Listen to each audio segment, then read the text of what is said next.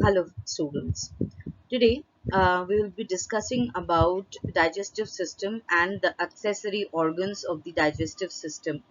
Till date we have been discussing about utilization of food by the body, the different parts of the digestive system, and now today we will talk about the accessory organs. First,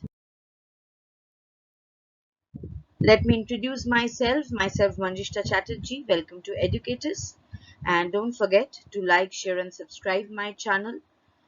I know that I'm not giving videos very often, but yes, I'll try to um regularize the video from now on. Thank you. So let us start with the definition of accessory organs. Basically, what are these accessory organs? These are some organs which help in the digestion of food, but they don't pass through there. Okay, so these organs are definitely associated with the digestion process, but as the food pass through the mouth and they pass through the esophagus, they don't pass through these accessory organs. So in this accessory organs we have the liver, the gallbladder, the pancreas and the salivary gland. So these are the accessory organs which very much help in the digestion process, but food does not pass through these organs. So let us start with mouth. In mouth we have the salivary glands. You know that we have three types of salivary gland. One is the sublingual gland, the parotid gland and the submandibular gland. Now, let us first know what is the composition of saliva, because we know that the digestion starts from mouth, especially the digestion of carbohydrate starts from mouth. But what helps in that starting? Which are the things which helps in that startings? So, let us know the different components of the saliva. So in saliva we have mucus, definitely, which has served as a lubricant, to make your mouth um, full of moisture. To keep that moisture intact, this mucus is very helpful. Secondly, amylase, salivary amylase always initiate the digestions of carbohydrate, especially the starch, and it also has lingual lipase which begins the digestion of fat. So whenever we take a fatty food inside, so something that goes and trigger your brain that yes, fat has come, so that is the lingual lipase which help in the function. Definitely it has different electrolytes. It has a solution of the electrolytes, sodium, chloride, potassium, which helps to moisten the food. So moistening food is very important, because if we don't moisten the food, the deglutition or swallowing of the food becomes hard. Okay, protein and enzyme, like the statharines, proline rich proteins, histidines, lysozymes are there, which lysozymes over here also is included with the antimicrobial actions. So it is actually helping your food to be, what I'll say, uh, microbes free.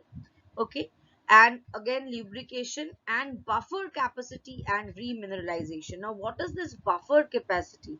This is a special thing which is present in your mouth, which helps to maintain the oral pH, and oral pH is maintained with the help of this saliva. So there are phosphate buffer, bicarbonate buffer and also some protein buffers. You can see over here so many proteins are there.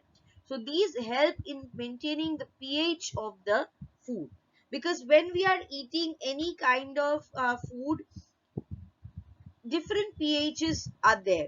So remineralization, including the electrolyte solution as well, and also maintaining the pH is very important function of the saliva. Let us move on to the functions of the saliva. So I have a bit described the different saliva. So see the salivary glands over here. These are the salivary acini, and there is the intercalated ducts. These are the striated ducts, and these are the excretory ducts. So acini, intercalated ducts, striated ducts, and the excretory ducts. This is how the saliva from the excretory ducts it is released, and they help in these many functions. So first is the lubrication. As I've said that the mucus helps in the lubrication. The mucus containing the mucus containing lysozymes contains lysozyme which helps in the antimicrobial actions, maintaining mucosa integrity. So the what does this mucosa integrity? It is basically maintaining the oral microbiota. Okay, it is maintaining the uh, because when we are eating, we are doing different kind of movements of the facial movements we are doing, and the internal movements are also there. The muscles are also moving to keep them intact, to keep them in good oral health, to maintain the oral health, and also to keep the microbiota inside the mouth in a proper state. This mucosal integrity is maintained by the saliva. Cleansing, yes, definitely. Whenever the saliva is secreted, it is cleansing the mouth. So that is a very good, natural cleanser, we can say. And I think different beauty products, or not, if you have heard, if you have seen the dogs, especially if there is a cut in them, they try to lick that, because saliva, the antimicrobial action of the saliva helps in healing the wound. Okay, so definitely if you have any scars or something like on your face, it is said by the beautician that use your saliva, or take out saliva and apply it on your face, so that the the dark vanishes. So basically, it helps in the cleansing, buffer capacity, and remineralization. I've discussed preparing food for swallowing, because as it helps to maintain the moisture of the food, and it helps or add in the moisture of the food. It helps in preparing for swallowing. Definitely digestion, because the digestion process starts with the help of these. Taste, on the tongue, we have the taste buds. So saliva helps in the action, and phonation. That means the way we are talking, tongue helps in that, and also the saliva. Because if your mouth is very dry, sometimes what happens, if your saliva is not secreted and your mouth is very dry, especially in case of old people, their mouth gets stuck and the fluency doesn't come. Okay, so these are the varied functions of the saliva. Next, coming to the pancreatic duct. Over here, uh, you can see that these are the acinar cells of the pancreas, and acinar cells are opening to the pancreatic duct. Over here, pancreatic duct is mixed by the bile duct, which is connected to the gallbladder, as all of you know, and they are opening into the duodenum. So this is the basic structure. They are opening into the duodenum. They have massive function in digestion. We will be discussing about that. So these acini, pancreatic acini, are opening into the pancreatic duct, which is being over here matched, or which is being connected to the bile duct, which is an opening from the gallbladder. So over here you can see that there are two types of um, functions that the pancreas does. It has both endocrine and exocrine function, as all of us know. We have studied this in biology. So endocrine function, because it has islets of Langerhans which secretes hormones into the blood, and it also have these acinar cells. So over here you can see, over here this picture is much more clearer. So these are the islets, these are the islets of Langerhans. These are the islets of Langerhans. These white. These are the islets. Wherever, if you are seeing the thing, these are the acini. These are the acini. Okay. So acini, they secrete the digestive enzyme into the pancreatic duct. Over here, this is the duct. This is the duct. And the islets secrete the hormones into the blood vessels. So these are the blood vessels. Okay, blood vessels. And all of the things, they open into the duodenum in this place. So they open into duodenum. And over here, this is the pancreatic duct and this is the bile duct. Bile duct has an opening from the gallbladder. I hope it is clear. Now coming next to the properties of the pancreatic juice, it is very important. Volume of the pancreatic juice is around 500 to 800 ml per day. As all of you know, it is highly alkaline with a pH of 8 to 8.3 and a specific gravity of 1.010 to 1.018. Now, what are the different things that helps in the digestion? We have the pancreatic amylase. Okay, the pancreatic amylase splits the starch and the glycogen. Amylase, you can understand. We have the pancreatic lipase, which splits the triglyceride into fatty acid and monoglyceride. And we also has the proteinases, that is the trypsin, chymotrypsin and carboxypeptidases, which breaks up the peptide bond. And also we have the nucleases, which splits the nucleic acid molecule. So this is the, but in pancreas, each and every digestion takes place in proper manner. Okay, so pancreas has electrolytes, it has enzyme, it neutralizes the acid chyme which comes from the upper part of the body, that is directed from the stomach. It neutralizes that, because without the neutralization in that high acidic medium, the pancreatic juice can't act. Okay, so there are several enzymes in the duodenum which are in the inactive state. So pancreatic juice helps to activate them. Like some example includes trypsinogen to activated trypsin, pro-carboxypeptidase to carboxypeptidase, and also certain active enzymes like amylase, lipases and nucleases, as you can see over here.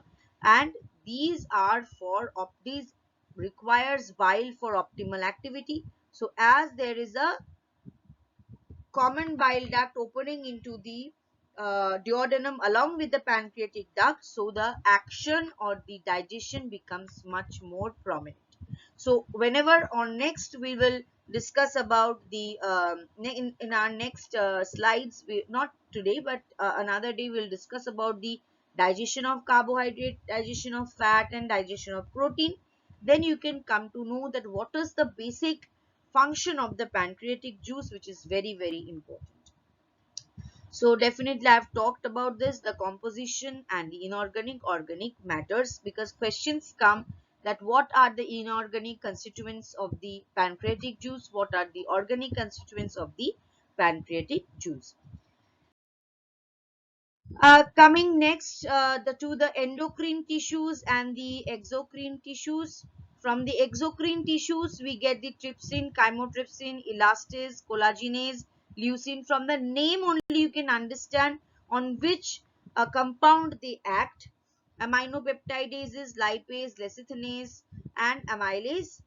And from the islets of Langerhans, from the beta cells, we get the insulin, which is very important, alpha cells, glucagon, gastrin, and also stomatostatin. And this is a colorless clear fluid. So I'm not going into detail of this because it has already been discussed in the previous slide. So let us move on to the pancreas, why it has both endocrine and exocrine function. Because I told you that it has the islets of Langerhans, the endocrine functions. Over here it is prominent, you can see endocrine functions which open up in the blood vessels releasing the hormones, and it has also the acini, which opens into the pancreatic duct releasing the digestive juices. So basically these are the main functions of the pancreas, both endocrine and exocrine. So what the acinar cells releases, what basically the islets of Langer releases, we have discussed in detail. So let us move on to the next, which is very important, liver. Okay, so liver, you have this hepatic vein which is moving towards the heart, and this is the portal vein which carries blood from the intestine and bile to the intestine. So this is a very important thing. Liver, they have this quadrate lobe. This is the quadrate lobe, this is the right lobe, the left lobe, and the quadrate lobe. Okay, the four lobes you can see: left lobe, the right lobe, the caudate lobe, and the quadrate lobe. And it has, this is the portal vein you can see, and this is the inferior vena cava, which is moving the blood to the heart. Okay, the placement, it is just below the diaphragm. Okay, it is just below the diaphragm. So now let us move on to the functions of liver. It potentially removes toxic byproducts of different metabolites, which is very important, and also byproducts of certain medications. Liver also help, because if you are taking such kind of medications, it can affect your liver, because excess of liver work is required.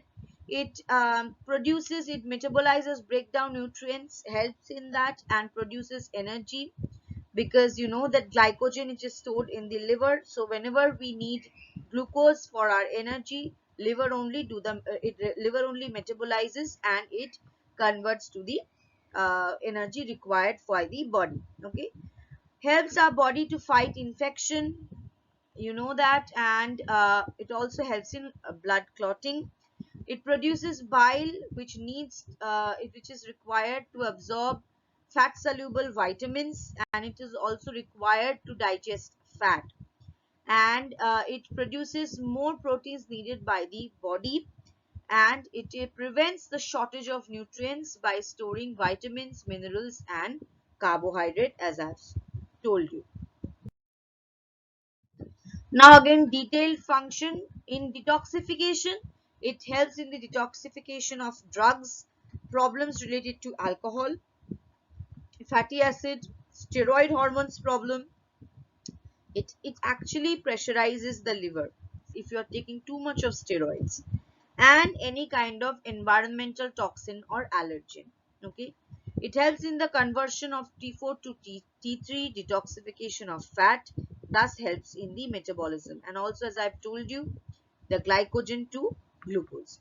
Immune system, it contains viruses and pathogens, which helps in maintaining the hepatic and the portal vein immune system. It is the precursor. It helps in the production of cholesterol, which is the precursor to the sex hormones, and also it helps in the formation of the vitamin D. So when vitamin D is synthesized, basically it has to go to the for hydroxylation, it has to go to the liver.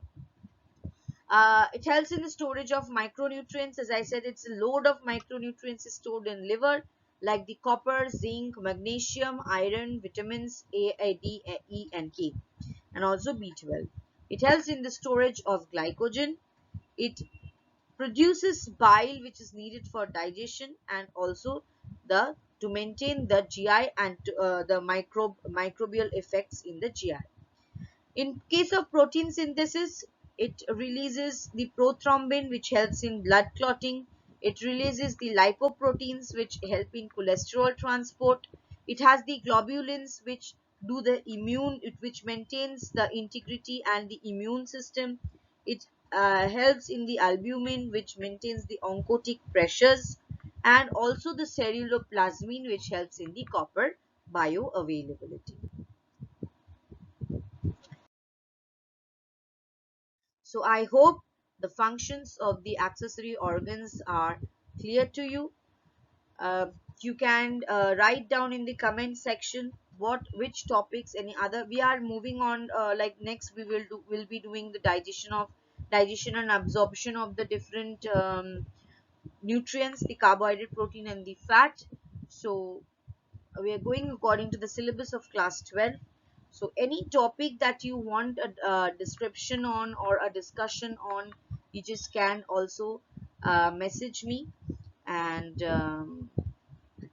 don't forget to like, share, and subscribe. Educators, join with us and stay with us. Thank you for That's all for today.